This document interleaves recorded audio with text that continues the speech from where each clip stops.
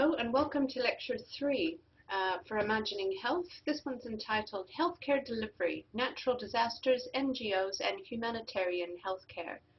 It forms one of two lectures in Module 2, which is looking at healthcare delivery. This provides important context for the film After the Deluge, which we will be watching in tutorials for on-campus students and which online students will be watching on their own. This is a film regarding flooding in Pakistan in 2010. So Module 2 covers the structural factors affecting healthcare delivery in all settings. How are most healthcare systems set up? It covers understanding more fully the role of non-government organizations or NGOs in developed and developing country settings. We will critically analyze the relationship between health and human rights and the distribution of humanitarian aid. And finally, reflect on the contribution healthcare professionals make to these organizations. You could also say that this lecture provides important context for your NGO presentation later on in the semester. So in this lecture, I'm going to talk about the structural organization of healthcare. What are NGOs and what role do they play in healthcare? Why do we need NGOs and INGOs, and what is the difference between these two terms? And I'm going to look at four key contemporary challenges which are behind the need for NGOs today: globalization, conflict, insecurity, and natural disasters. Finally, I provide some information about the health effects of flooding as context for After the Deluge. So to remind you what I'm talking about when I use the term structural factors, if you look at the sociological imagination template, particularly the version that's in your in the Week 1 materials, the tutorial program for online students, and other material for external students, you'll see these things listed under structural aspects. They refer to more or less consistent aspects of social organization that remain over time. So, for example, our food system, the health system, the economy, the way we structure families, housing, the built environment, etc. In all societies, healthcare systems reflect three core partners: government, the private sector, and civil society. Now, in different countries, there will be a greater role given to the government, such as in some of the Nordic countries. In other places, the private sector will play the dominant role in healthcare provision. In still others, civil society provides an important service delivery. NGOs fall under the category of civil society. They're not government, they're not private sector, but they have a relationship with both, which is why I have these circles overlapping. So let's look a bit more closely what I mean by civil society. This is a definition from London School of Economics, and it is fairly lengthy, I admit, but let's have a look. Civil society refers to the arena of uncoerced collective action around shared interests, purposes, and values. In theory, its institutional forms are distinct from those of the state or government and market or private, though in practice the boundaries between state, civil society, and market are often complex, blurred, and negotiated. Civil society commonly embraces a diversity of spaces, actors, and institutional forms, varying in their degree of formality, autonomy, and power. Civil societies are often populated by organizations such as registered charities, development of non-governmental organizations, community groups, women's organizations, faith-based organizations, professional associations, trade unions, self-help groups, social movements, business associations, coalitions, and advocacy groups. So it is an umbrella term. It covers a wide range of different groups of people that are voluntarily, so uncoerced means they come together on purpose of their own free will to organize around something they care about, and often to provide a service to people around that issue.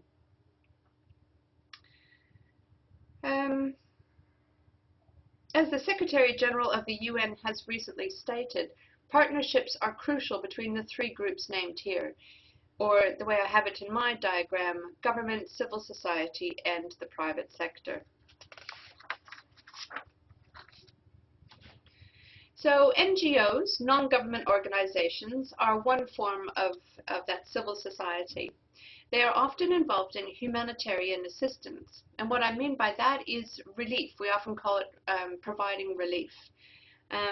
Humanitarian organizations try to reduce the adverse effects of conflict, insecurity, and natural disasters on populations. They may provide relief supplies such as medical equipment. They may provide law and order personnel, transport, and communication. Definitely, humanitarian assistance will involve the provision of food, shelter, water, and sanitation facilities following a crisis of some kind. Humanitarian organizations usually have a neutral stance, which means they provide aid regardless of characteristics such as religion, race, socioeconomic status, or other differentiating characteristics within a population. Often, NGOs are interested in primary health care, in implementing primary health care. Now, you'll hear more about primary health care in Module 5, but I want to raise it here because of its focus. Primary healthcare is focused on the community. The idea is that you involve local people in the provision of services. Local people participate in decision making, so it's not just giving them whatever you decide they need, but involving people in the decision making process as near to the start as possible. Using skills that already exist in the community. So rather than bringing in outside experts, you try to draw on skills already on the ground. Equity of access, as I said, addressing inequalities and injustices. These organizations are trying to give all people access to resources. Primary healthcare is focused on self-determination. People decide for themselves how to run their lives. Therefore, they need to be sensitive to local cultural and religious values and practices, be culturally safe, foster support from community leaders, and decision-making and resources are devolved to the community. Again, that power is passed into the hands of the community, who have its own leaders, and that is where decisions should be made. Finally, primary healthcare focuses on capacity building. The idea is that you will go into a crisis situation or an emergency situation or simply a community that wants to change, and you will create the capacity there for ongoing change and leadership driven by that community, again, not relying on outside resources, personnel, leadership. Now, there are a lot of NGOs in the world. In fact, it is quite bewildering at times, the sheer number. Here's a list for Australian NGOs, and as it says there, full accreditation, which means the government has recognized and supports the work of the first list of NGOs. The second list has base accreditation, so it's slightly more distance from the government approval system. You may recognize some of these, and you'll note that some of them are religious oriented, some of them are neutral. There's quite a variety here. Sometimes you can tell what they're focusing on by the name. Other ones you may not be able to tell right away. But they play a vital role in healthcare. Maybe one day many of you will be working for one of these organizations. Let's have a closer look at two NGOs to get a sense of what they might be like. The Australian Agency for International Development is the Australian government agency responsible for managing Australia's overseas aid program. So this is less of an NGO. This is a government branch, but it operates very much like an NGO. And this is why we say that the lines between the three are blurred, between government, the private sector, and civil society.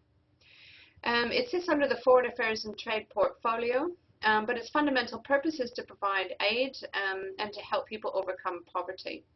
So the goals are there to save lives, to promote opportunities, to promote sustainable economic development, effective governance, and here humanitarian and disaster response.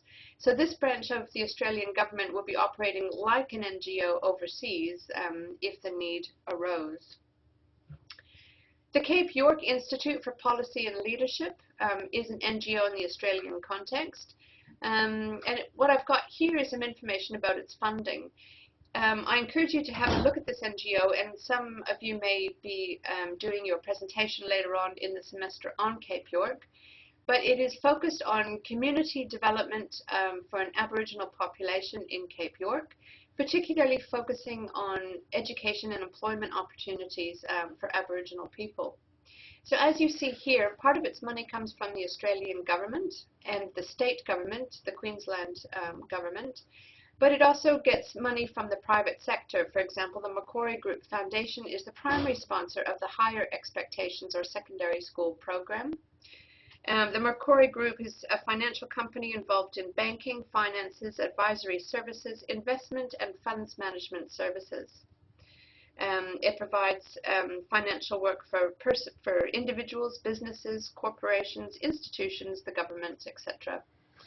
And then also the Cape York Institute is funded by private donations. So even though we talk about an NGO as being a non-government organization and it's not a private organization, as you can see from this funding structure, there is indeed a close overlap between the three sectors. When we turn to the international stage, we have the same general organization, the government, civil society, and private sector.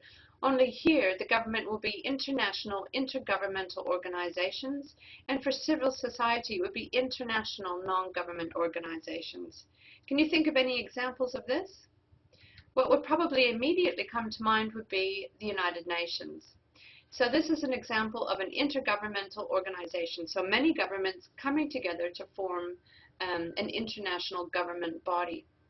Other examples would be the International Labour Organization, the ILO, the World Health Organization, WHO, or the International Organization for Migration. And of course, we get into a lot of letters here, ILO, UN, WHO. It can be very confusing.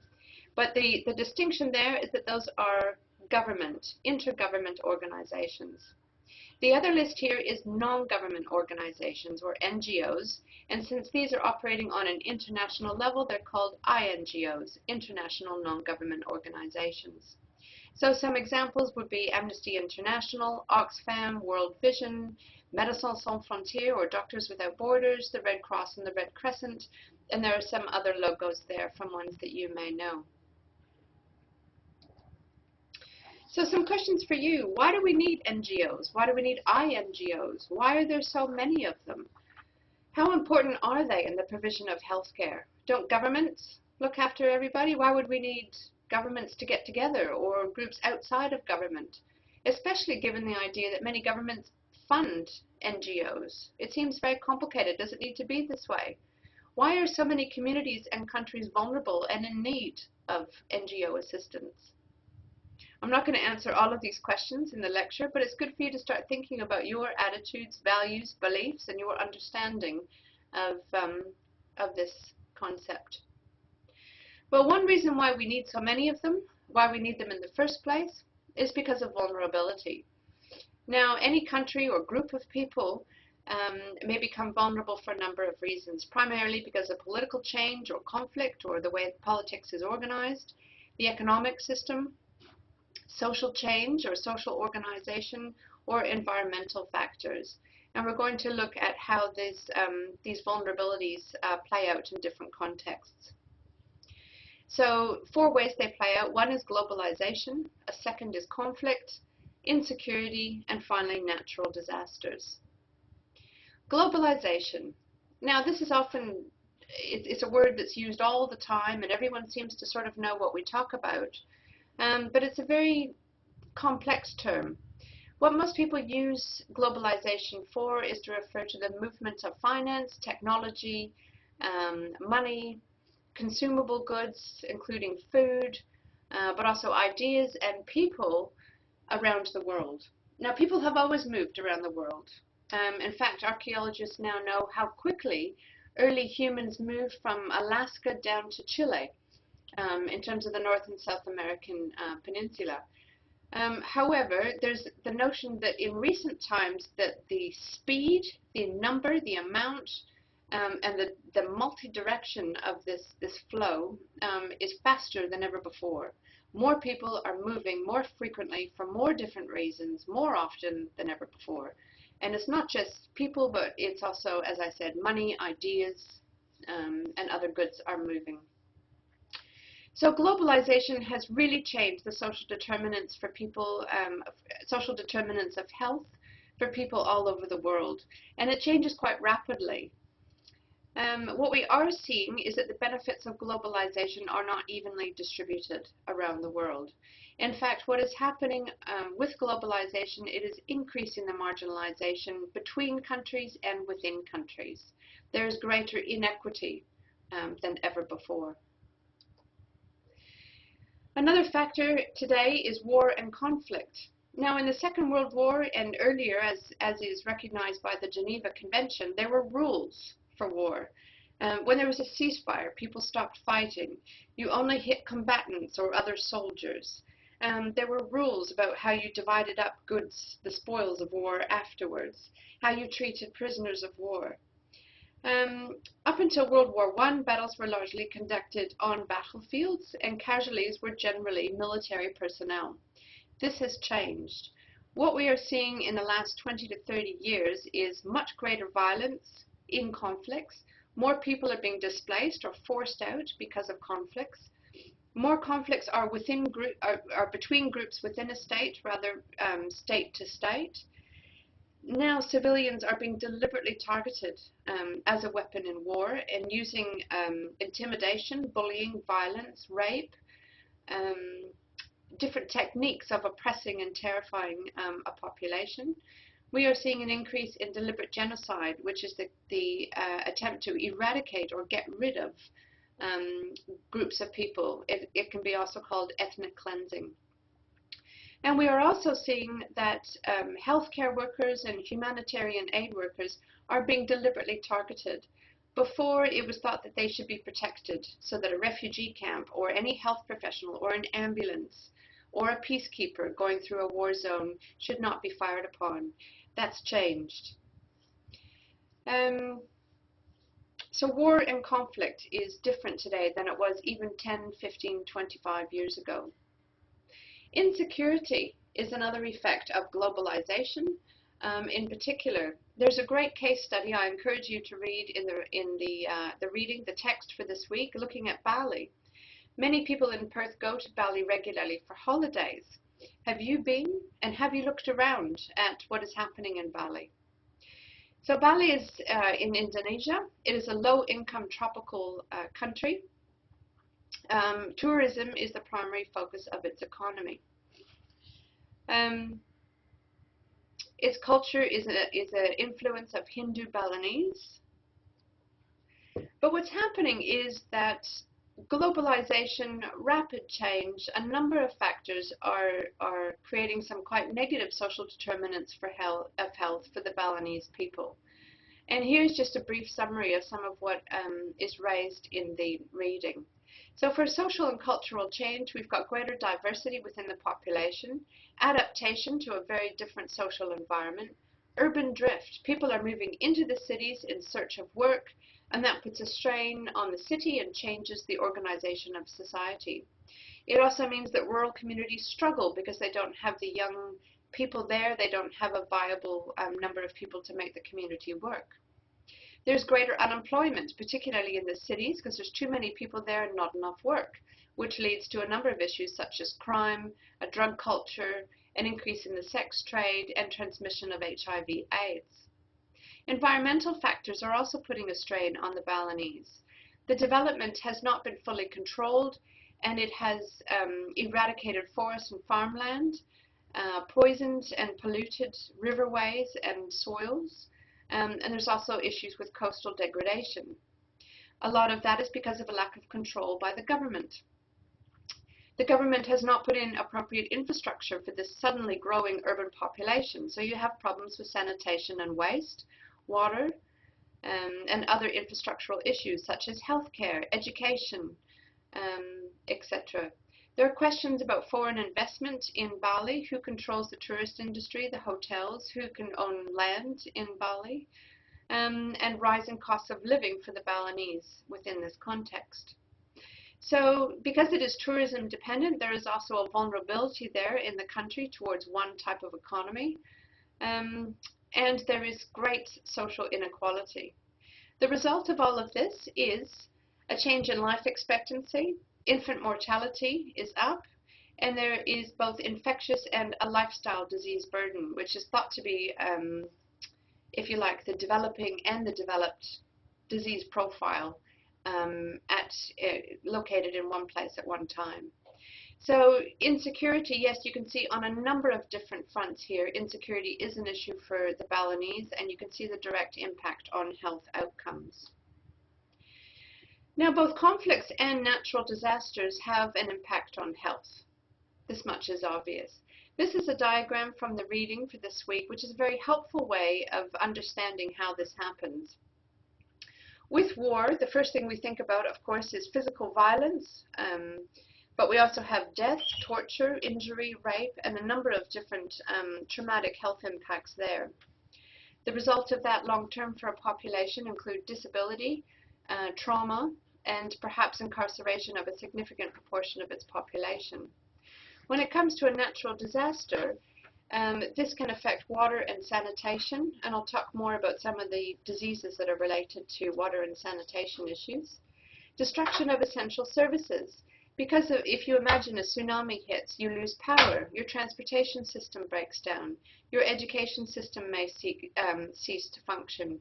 There may be problems with getting food to all communities in the population. Also, an impaired health system. The infrastructure may be damaged. Clinics or hospitals might have collapsed. There may not be the personnel to be there to provide health care.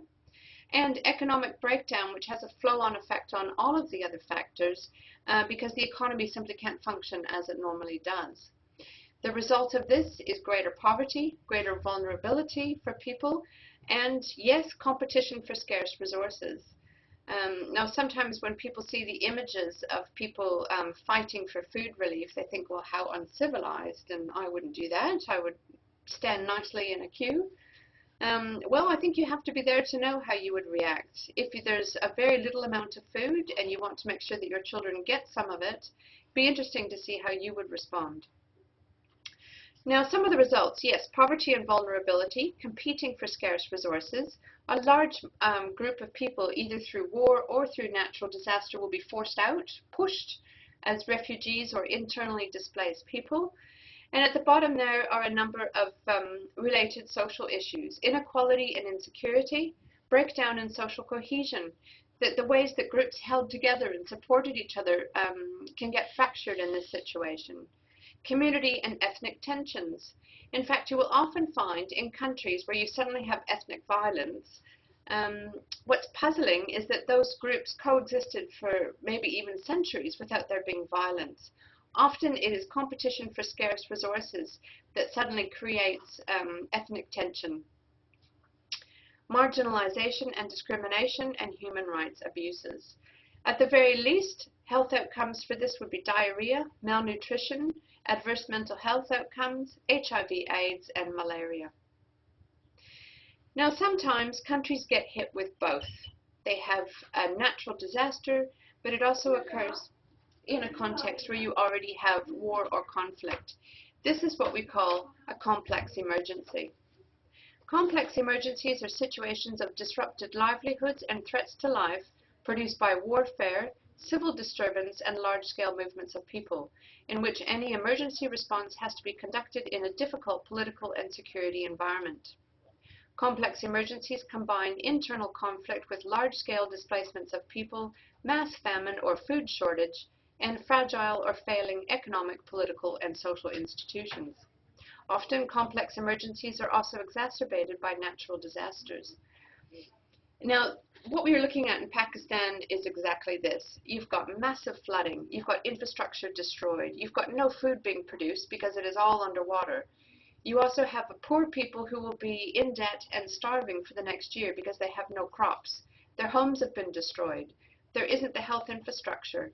And on top of all of this, you have a corrupt political system, and you've got the Taliban operating in the mountain regions. You've got a government that is distrustful of outsiders, and I could go on. It is messy and it is complicated. The World Health Organization is the INGO, which is an intergovernmental organization, which is usually in charge of coordinating in a case of a complex emergency. And it is no easy feat. This is what we'll be looking at with After the Deluge. So let's turn to one type of natural disaster, and that is flooding. What are the health effects of flooding? Have you been in a situation of flooding in the past? Even at the moment, there are examples of this taking place across Australia. And in fact, every year we see this in Bangladesh and recently in Pakistan as well. So some of the health effects of flooding. Diseases transmitted by the fecal-oral route, nonspecific diarrhea, cholera, dysentery, and typhoid. These are horrific and very rapidly spreading illnesses. Diarrhea, although it doesn't sound that serious to many people, is a major killer, particularly of children under 5. Mosquito-borne diseases such as malaria, they spread because there's stagnant water that is not moving, that is perfect for vector-borne carriers. A number of ear, nose, and throat infections, and waterborne diseases such as E. coli, hepatitis A, and others listed there. The water and sanitation-related diseases are the most serious. Most people think when it comes to flooding that drowning would be one of the major health problems. It's actually not. But there is, people suffer from burns, shock, hypothermia, cardiac arrest, dermatitis, infections from cuts and abrasions, a number of other things because of the collapsing of buildings, dirt is floating in the water, and a number of causes. There's also health dangers from handling cadavers. There will be a lot of dead bodies around, and a major challenge is to effectively and quickly dispose of bodies to prevent disease transmission. Gastrointestinal infections, rodent-borne diseases. And in addition to all of this, you have a range of mental health issues: post-traumatic stress disorder, suicide, anxiety, depression, sleeplessness, shock, a number of mental health challenges. So what do we need to do when we have flooding? Well, in the short term, the most immediate thing is to get clean water for people to drink, to cook with, and to wash with. That is vital. It seems ironic when there's water everywhere, but that water will not be clean enough for these purposes. A second issue is sanitation, to be sure that human waste is removed in a speedy and hygienic manner. Personal hygiene, both bodies and belongings. So that is the emergency response concerns for organizations such as the World Health Organization. Long term, we need to look at how can we prepare for this in advance. What warning systems do we have in place? How can we make sure that each country has a disaster preparedness plan? After the tsunami on Boxing Day, it was found that the warning systems which were in place were insufficient. India actually had no warning of what was coming, and that eastern seaboard was hit quite strongly. Other areas did have early warning and managed to evacuate much of its population. So the presence and the effectiveness of early warning systems is very important. Now, England and Wales has suffered flooding in recent years, and we've got some good data there to understand the health effects of flooding. This is a study by Turnstall, Tapsell, Green, Floyd, and George, published in 2006, focusing on floods that took place in January 1998. What is interesting to note is that there's been little systemic research on the most widespread climatic hazards posing health risks, and I would guess that this has changed in more recent times because of the focus on global warming. But we still lack good quantitative data on the health effects of flooding. Now the World Health Organization has created the Intergovernmental Panel on Climate Change 2001, and this will produce both clinical and qualitative data on flooding. Now, for this study, they used the psychological distress scale, the GHQ-12, to monitor the amount of post-traumatic stress disorder among the population. They found that nearly a fifth of people had no change in their scores. However, a year after the flooding, 25% had experienced deteriorated mental health. This shows that it's not only the initial trauma of the flooding, but the rebuilding and the long-term effects that also has a key effect on mental health. What they found is that people who were exposed to cold, who lived in damp conditions, who exerted great physical effort and stress associated with the cleanup and recovery, they were more vulnerable to adverse mental health. Psychological effects after flooding included increased anxiety whenever it rained, sleeping problems, flashbacks, tension in personal relationships, depression, difficulty in concentrating, mood swings, anger, panic attacks, and increased drug and alcohol use. Now, this wasn't experienced the same way by all members of a population. There was always diversity in response. What was found here was that women suffered higher rates of PTSD after the flooding than men. It was thought to be because women are more likely to be in charge of looking after the home environment and for providing care for children and elderly people. All three of those tasks were made more difficult by the flooding. People with prior health conditions were also particularly vulnerable, and people who did not own their own homes, did not have insurance, who had other issues related to security of housing. Another factor was found that the more time it took to evacuate people, the longer the stress they experienced after the flooding event. And that raises, again, the importance of those early warning systems. So they did discover great variation, but there are some patterns there by gender, by socioeconomic status, and by other factors that did play a role. So they conclude, a complex set of social and other factors appear to be involved in the susceptibility of people to the health and stress effects of flooding. There is some evidence in the study that the way the aftermath of flooding is handled by community and professional agencies, for example, those responsible for flood warning, evacuation, and guidance on water contamination, can have a significant impact on mental health outcomes. Now, these are quite cheery photos that I've added here of people flooding. You've got people sitting in deck chairs with their feet up on a table, and children with umbrellas in Australia smiling as they walk through the water. But that is not the usual experience of people in flooding circumstances. And what's key here then is the way we respond. We can't always control flooding. For example, in Pakistan, it was a surprise cloudburst that happened over the mountains in the north.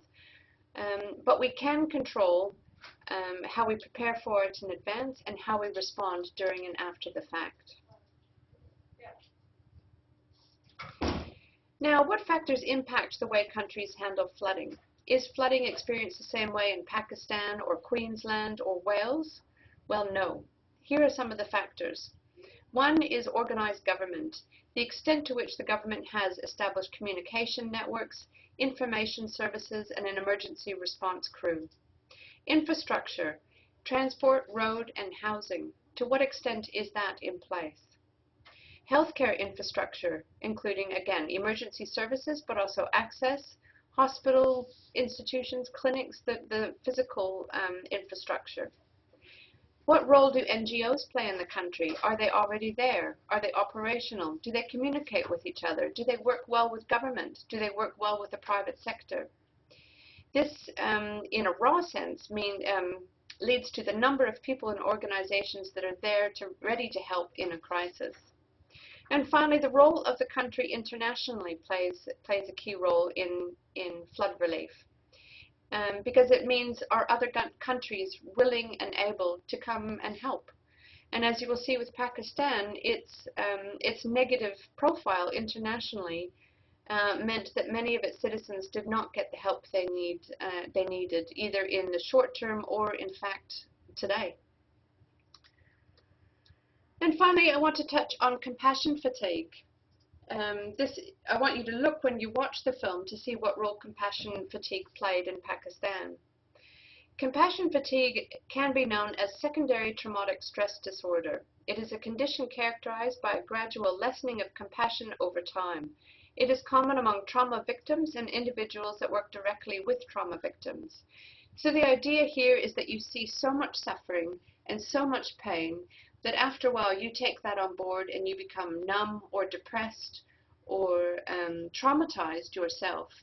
This can happen by listening to people talk about their experiences with torture. It can happen by providing healthcare in a complex emergency and seeing people die and suffer because of that. So compassion fatigue can be an issue for individual healthcare professionals. It can also be a challenge for groups of healthcare professionals. So if you are an NGO that is on the ground providing humanitarian aid, it may be a organizational problem that needs to be considered. But it is also, compassion fatigue is also used to refer to the public. We see commercials on television, we get phone calls, or I do anyway, right at the supper hour usually. Can you give money for this charity, and can you help with this?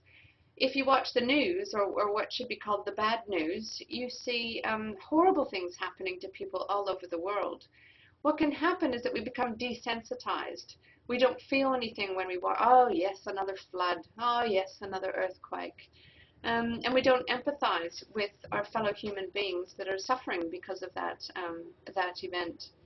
A definition here: journalism analysts argue that the media has caused widespread compassion fatigue in society by saturating newspapers and news shows with often decontextualized images and stories of suffering. This has caused the public to become cynical or become resistant to helping people who are suffering. Now, two things I want to say about this. One is that the problem with compassion fatigue in the public is that the public pays for NGOs to work. The Red Cross, for example, is dependent upon individual donations. If people get completely desensitized, they may not give money anymore, and that means then that NGOs and INGOs are less able to provide their services. A second aspect of this, I want to draw your attention to the word decontextualize. The criticism of news reporting is that you get a bunch of images of people and terrible things happening, someone crying, a body on the ground. But you don't get these images in context. Why is it happening? What led to this situation? What combination of factors have led to this event?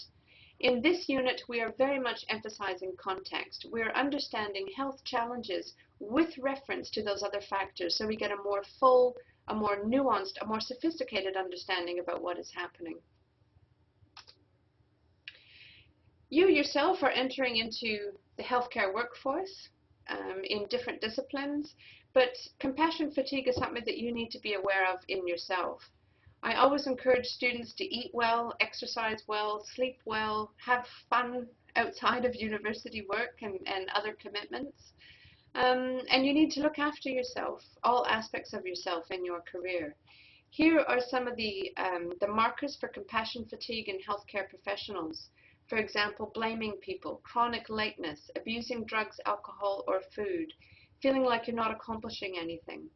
You can read through this list, and I encourage you to learn about compassion fatigue and start now to put some self-care behaviors in place to protect yourself from the effects of compassion fatigue. It also means that you will be more resilient and more able to provide your patients or clients with good healthcare service. Now, this is a brief couple of photos here to tell you about the flooding that we're going to look at in Pakistan. I encourage you to look at a map and find out where Pakistan is, but you can see from this one it borders Afghanistan and India. And this is the river delta there, and you can see the extent in the satellite photos, the extent of the flooding. So 2009 is a picture of the river delta without flooding. 2010 there, you can see the blue. This is a massive, massive deluge.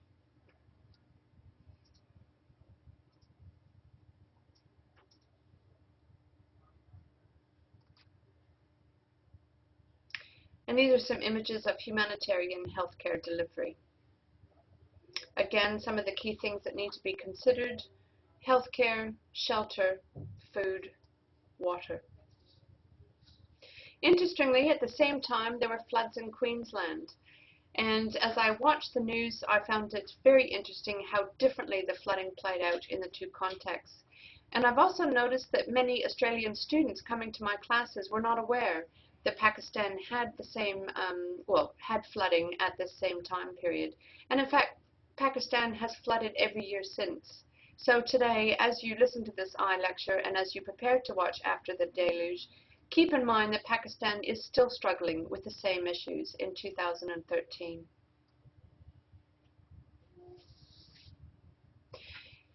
So in summary, each healthcare system represents a combination of government, private, and civil society partners. NGOs play an important role in healthcare, nationally and internationally. The need for NGOs and INGOs is growing due to globalization, the nature of conflict today, insecurity, and natural disasters. Humanitarian healthcare delivery is needed, particularly in complex emergencies.